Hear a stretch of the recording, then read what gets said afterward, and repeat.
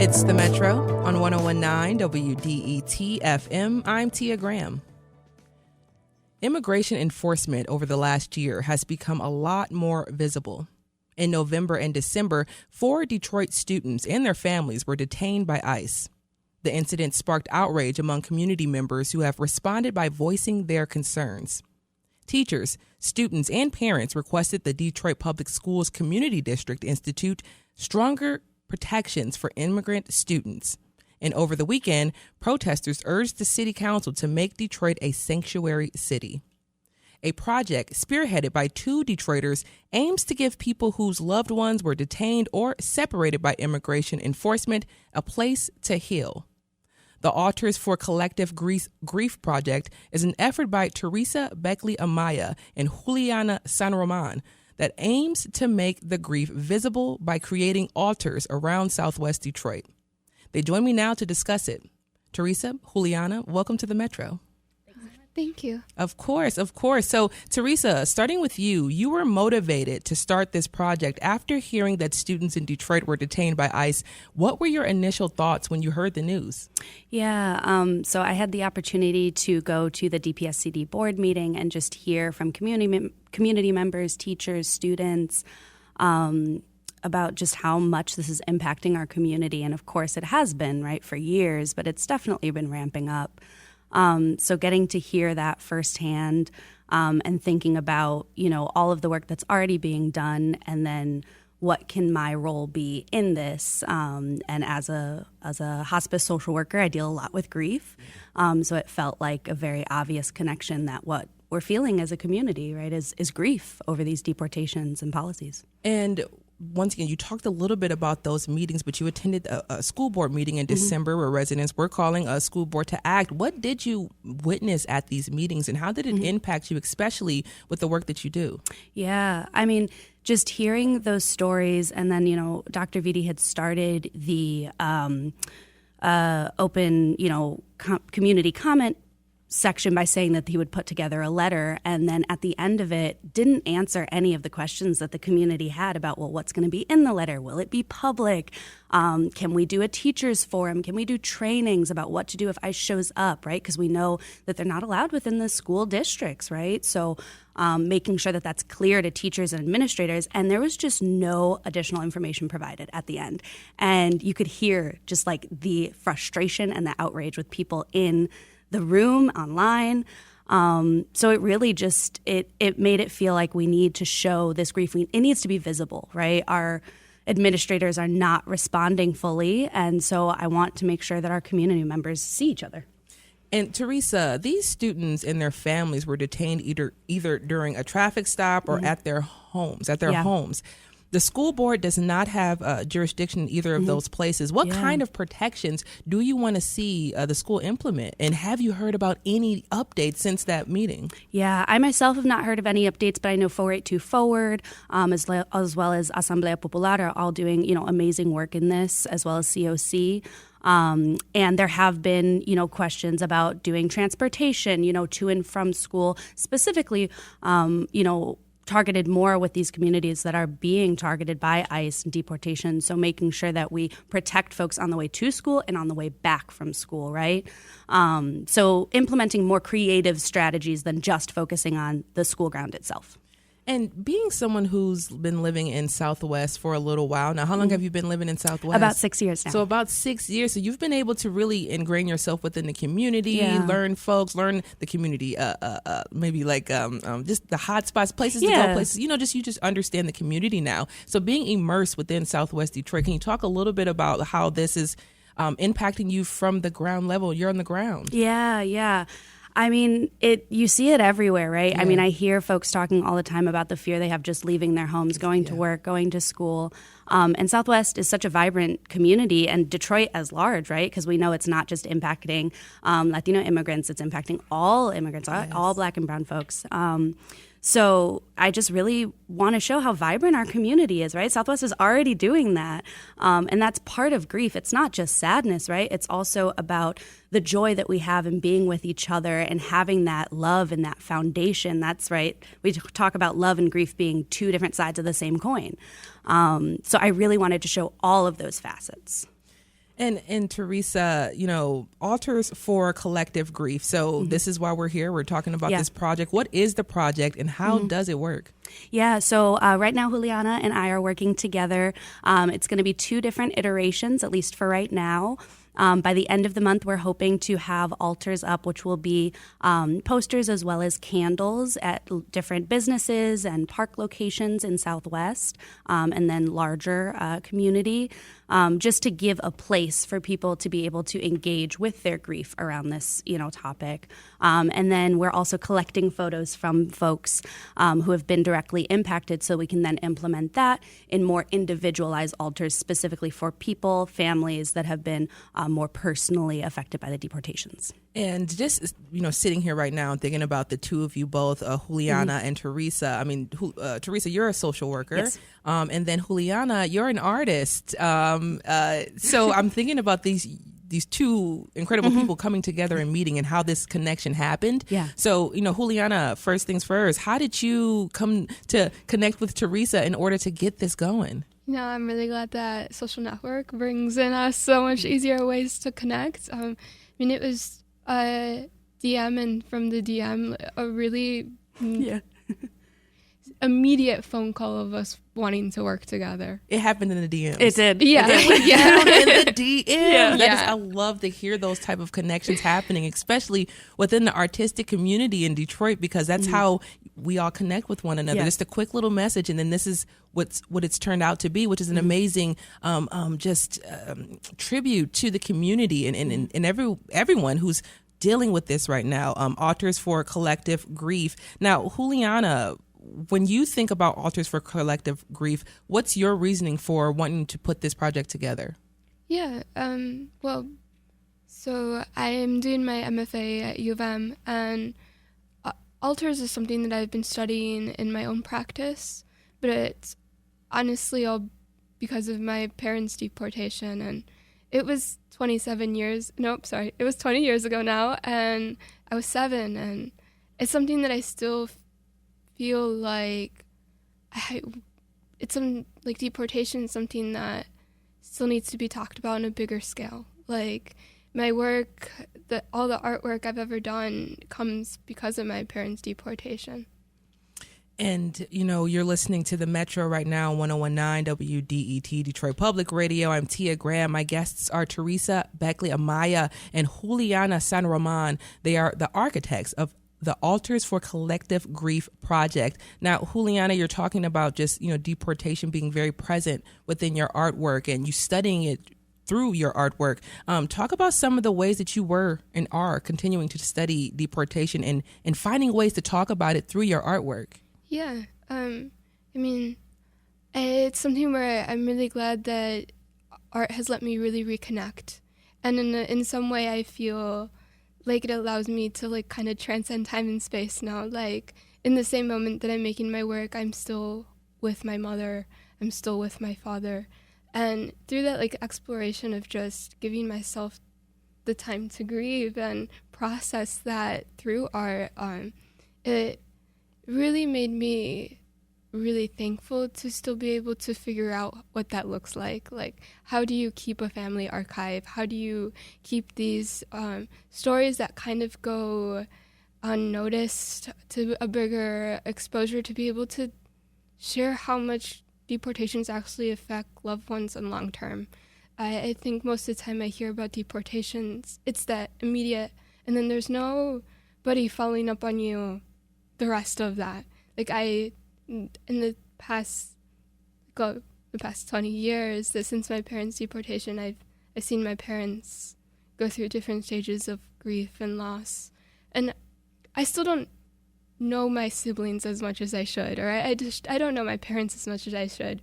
I don't even know what my twin does, and it's something that without making work or without trying to build these connections that I don't have, and that's kind of what I've been getting to the point too, though. I make this work about connections I don't have, and what comes out of that, and it's a big desire to kind of refocus. I can't keep focusing on grief for the rest of my life, because it is not just grief. I have this immense love for my loved ones that aren't here, and an absence that is filled with them regardless of their absence. So how can I reshape that? And I've been really thankful that through my practice in my school, I've been able to learn a lot more about like Afrofuturism and Latino futurism, and being able to think about how can we think of a reality where our loved ones don't go through this absence. We can think of a world where you are liberated and you do have your loved ones. You don't have to live with this fear. My kids won't have to live with this fear. How can we reshape that, and how does that look like? And I think starting with emphasizing our family archives and being able to share these stories is definitely a starting point. So, excuse me, Juliana, number one, thank you for sharing. Has working with Teresa, a social worker, helped you in your art with conveying this message of grief in your work? I think it's helped me realize how much is actually out there too, I've been really glad that we've put this open call, and I've been seeing different groups that are local that are doing this work. And I think it's a powerful thing once art practice in itself can be very solitary. How can you make that no longer just your practice, but a shared practice? And that's been something I'm very grateful that I've been able to start figuring out with Teresa. Yeah. And Juliana, just sticking with you for a moment, because I've actually heard you speak before, and I'm thinking about just you being in a space where you are using your artwork to be I guess you can say like a library or like an archive for your experience with the deportation for the last 20 years of your life. Can you talk about how you're using your work to also archive this feeling, this moment that you have, and how you're using your art to present it to the world? Yeah, I know that I've spent most of my life feeling really lost. Like, I think grief is so overcoming, and I started a lot of my work faceless. Like, I've been trying to integrate faces into my work. I think absence is something that it's a hard thing to document when you look at an album. And I was stemming from my house growing up. After my parents' deportation, my aunt couldn't keep up with it, and our house got evicted. And I only have one photo album I share now. And I think I'm still grasping at first when I first started sharing photos from my archive, is that I made my work about my twin. I yearn for my relationship with her that I'll never have. And it's not saying never, but as deportation marks different people in my family, it's really been so hard to come to terms with the different realities that it comes out with. I see my mom come here seeing that reality when she was able to come here for the first time last year, and being like, well, I yearn so much to have my children here and to be with my children, but now I'm living a reality where, like, that isn't true. Like, I'm with them, but none of them know each other. They aren't close. I won't ever have a time and space where they will be again. And it's hard to present that in pictures, but I loved being able to be so vulnerable within these paintings, and this absence, that people shared their absence regardless of whether it was shaped by immigration or not. Mm-hmm. I am very glad that I shown my work a lot at Vámonos, and I hear from Denise, who is the owner of Vámonos, from community members who do feel seen in the work that I've been making. And I've been trying to shift, as Teresa also mentioned, how grief is not just about sadness, but also about immense love. And it's been trying to reconnect within cultural practices where you do feel that love. Like, I document so much about the moments that I have seen my parents, because I only see them for a week every year. Yeah. And it's a tough week, and you try to do everything, or even remember, like, what's the food my dad ate this week, or liked, or sung, or everything, like the smells I'm smelling, and most of the time I've used to visit them during the festival season. So I'm glad that within celebrations you can still feel that joy. Like time passes, but within this time I can still exist in the same time that I felt that joy with them. And I think that bringing that in the artworks that I've been doing, especially with the rice altars that I've been making, I made them with my mom. I still make them with my mom. I make them with my grandmother's hands, and it's nice to never feel alone, even though you are. Yeah. Yes, Juliana. I mean, just thinking about everything you just said and thinking about the levels of grief, because we often think about grief maybe even in a linear way, but you just talked about it in so many different levels from so many different angles. I mean, the grief that your mom has of not being able to see her kids as kids together, that's that grief that she is feeling when she sees you all together, just that I don't get them as kids, but she still gets you all in some capacity, which is the other side of that grief, is that love that comes through. Now, Juliana, you are a visual artist whose work centers around grief, of course, but you're trying to transition now and trying to transition to the next level. Is that next level outside of grief the love that you're going to try to capture? I don't think it's, I think for a long time, that was what I was doing in this first year that I've been in stamps. Yeah. And I realized that it's okay to see love differently. Yeah. I've been trying to see love as just joy, but it's not. And I was making things really colorful and joyful, and because also there's still grief in that colorful, there's still grief in that love.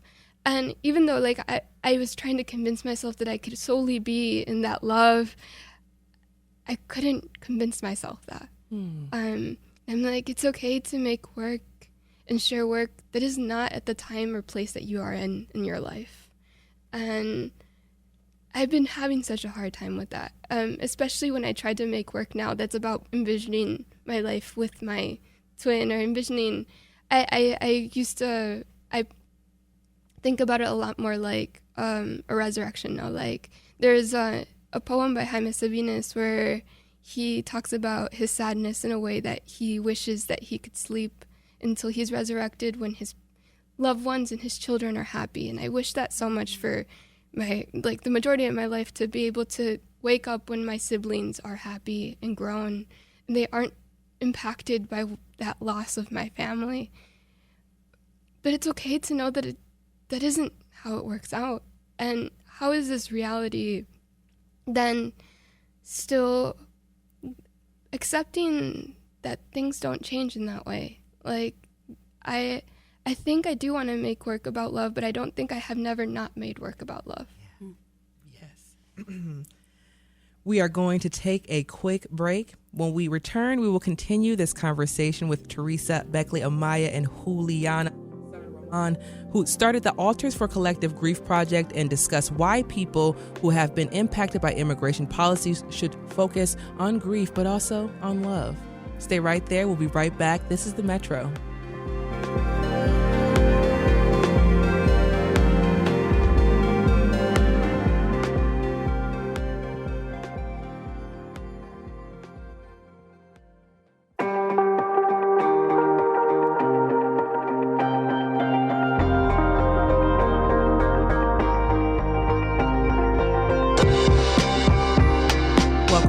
Metro on WDET. I'm Tia Graham. Immigration enforcement has become more visible, especially for communities in Detroit. A new project encourages people who have had their loved ones detained to grieve. Teresa Beckley Amaya and Juliana San Roman are the architects of the Altars for Collective Grief Project, a new project in which they are placing altars throughout Southwest Detroit to honor those loved ones who have been deported. They join me now. Teresa, jumping right back into things. You are a social worker who works in hospice care. I reckon you encounter grieving families very, very often. Pretty much every day. In my work, I deal with many types of grief, right? There's the anticipatory grief when your loved one is still here but is going through this dying process, and so you're grappling with the fact that they soon will no longer be here. The person themselves, if they're cognizant enough to understand what they're going through, they're grieving for themselves, right? And then afterwards, we provide a lot of bereavement support and services for the families for up to 13 months. So pretty much all of my work is grief in one way or another, for sure. And, just expanding on that a little bit, because like Juliana was saying just before the break, love shows up in different ways too, and you experience it in different ways. And it's just very interesting to me to think about love and grief being on the same line or the same plane, just the opposite ends of the same, I guess, spectrum. So if you could, Teresa, just talk a little bit about that and how it shows up in your work. Definitely. I mean, we grieve because we love, right? Like, you don't grieve someone. I mean, it can be complicated, of course, right? But you don't go through the same grieving process if you aren't close with that person, right? If that isn't an integral part of your life, of your circle, whatever that complexity might be, right? That doesn't mean it's easy. That doesn't mean it's a great relationship, but we grieve because we love. And our brains, actually, part of grieving, when you get into like the science of it, right, is our brains learning to live in a world without the physical presence of that person. And that's why I often think about it a lot. I mean, we talk about grief in terms of death, but there are many different types of grief and loss, and that's why I think it's important to talk about deportation in the context of grieving, because your brain is learning to grapple with the fact of that physical presence of that person no longer being there. And what does your life look like, right? You're grappling with a future that you never anticipated and that you don't want, but you now have to live. And it's the same with a death, with a deportation, with, the loss of a relationship, right? You have to imagine an entirely new future for yourself.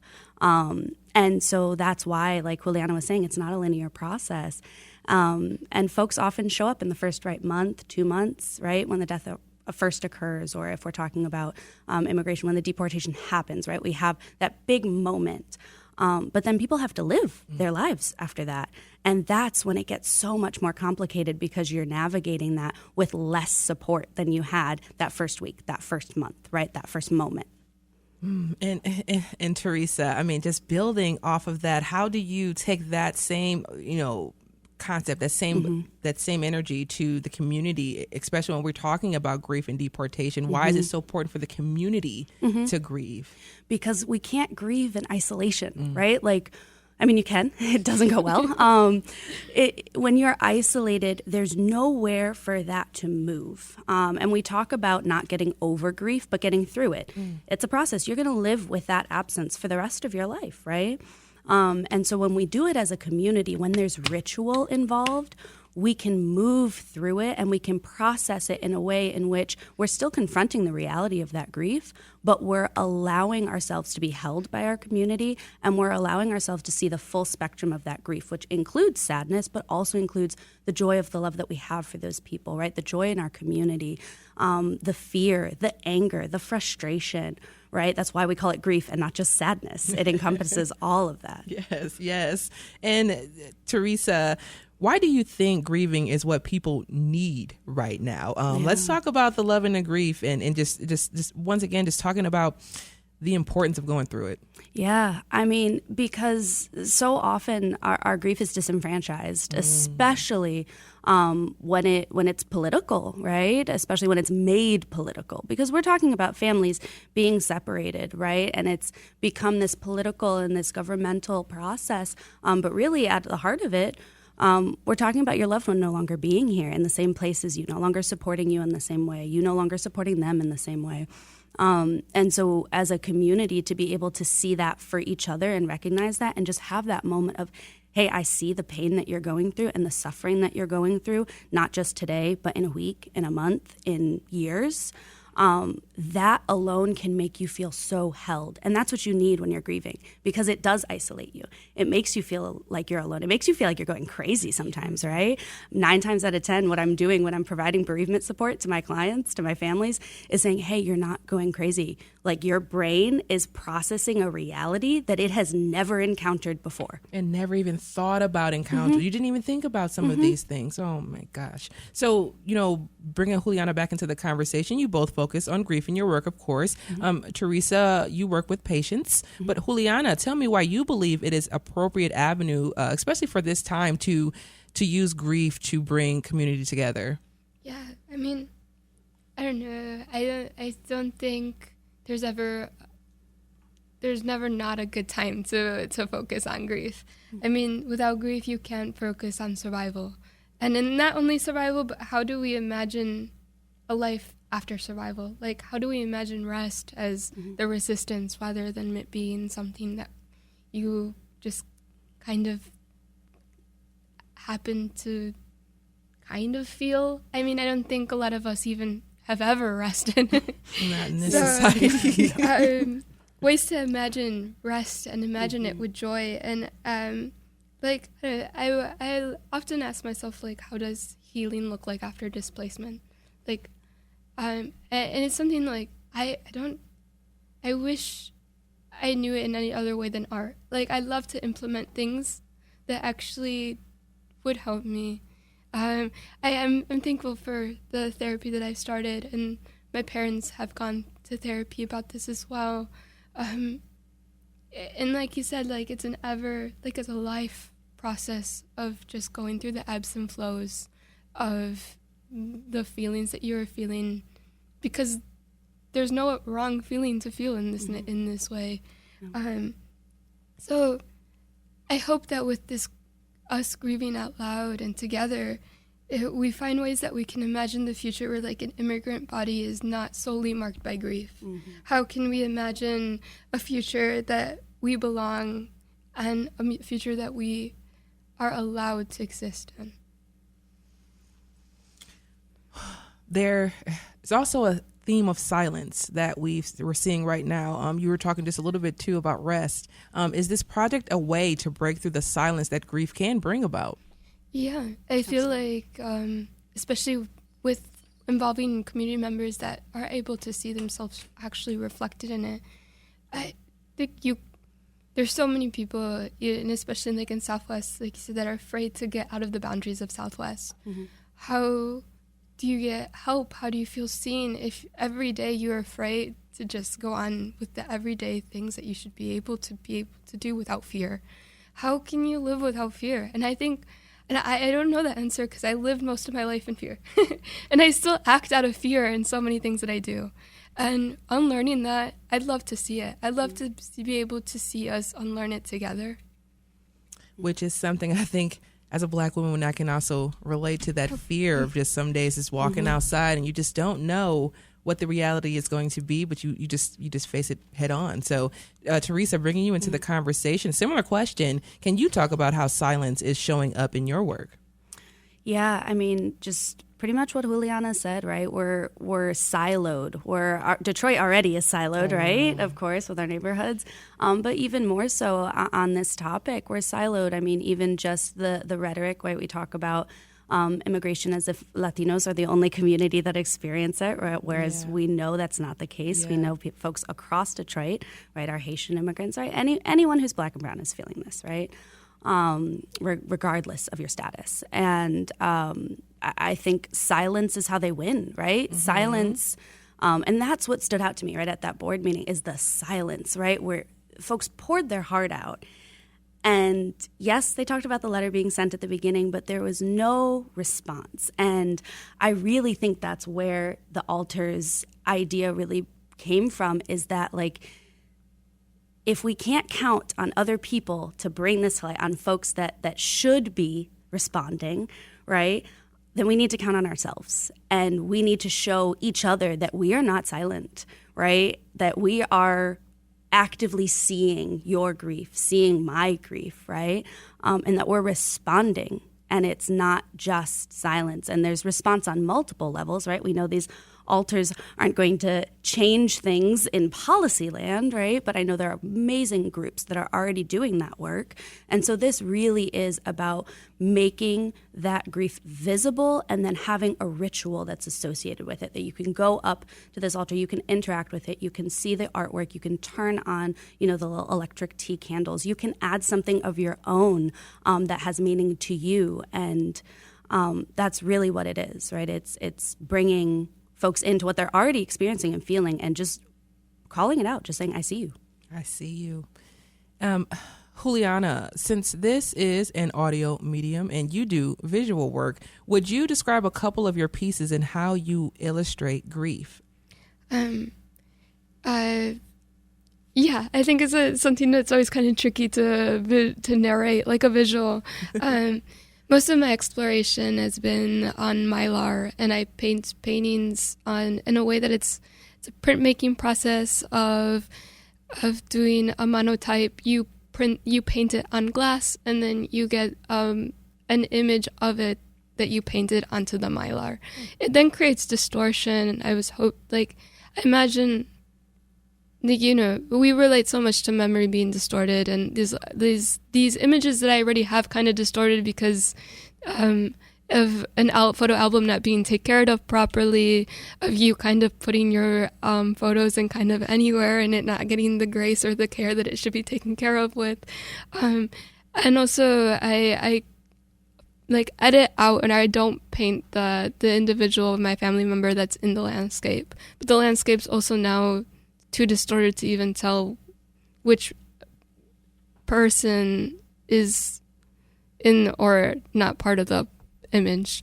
I've been now making oil paintings and rice altars that go together with the oil paintings, and where I am introducing the faces, but I am trying to go in more abstract nature. The image still feels kind of moving because I'd like to think that none of these images actually exist.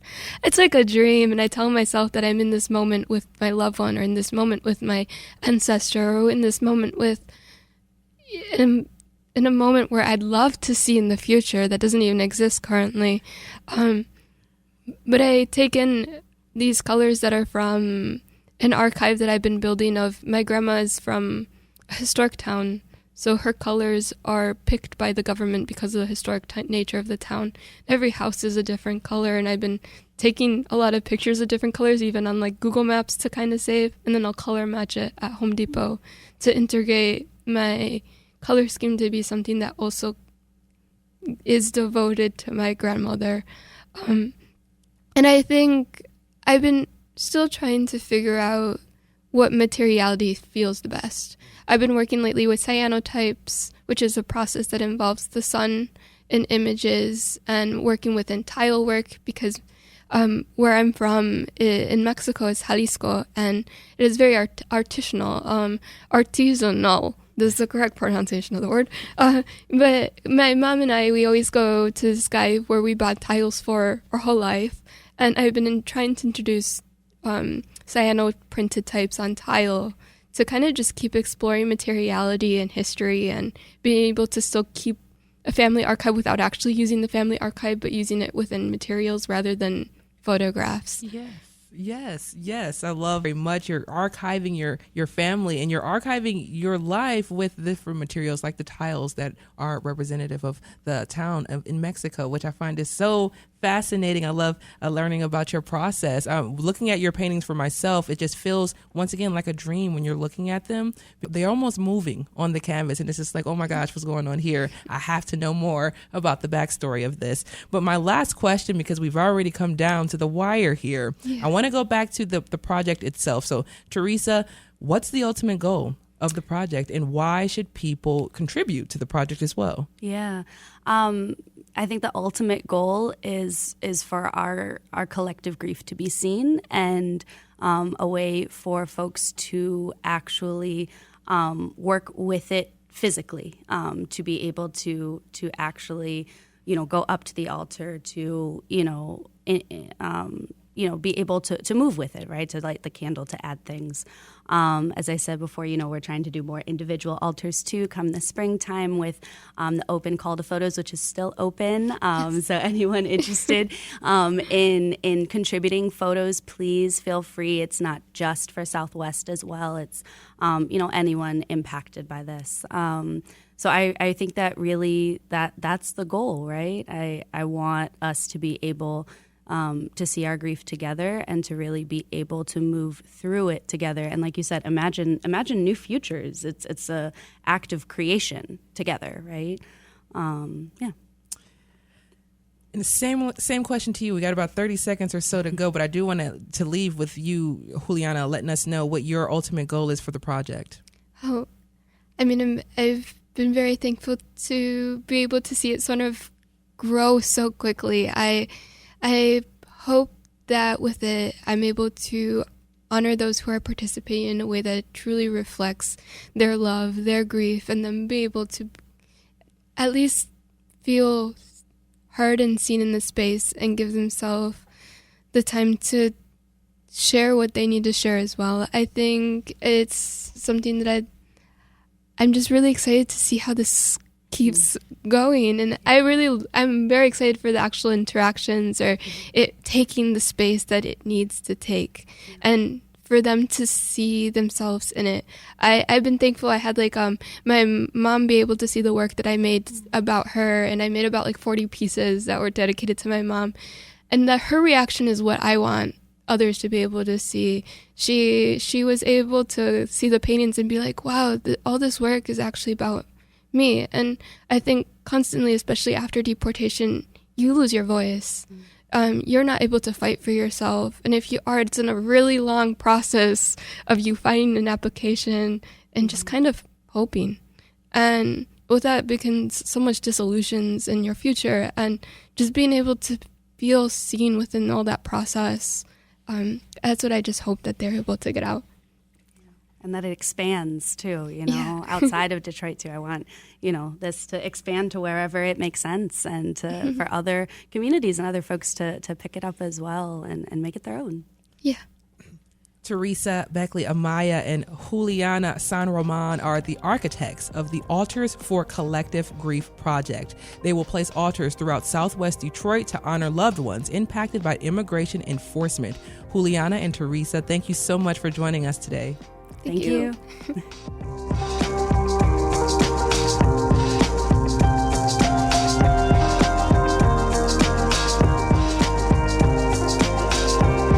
Coming up, President Trump wants the Smithsonian Institution to portray American history through the lens of greatness, rewriting history. How will American museums approach the truth? We'll talk about it next. You all stay right there. This is The Metro.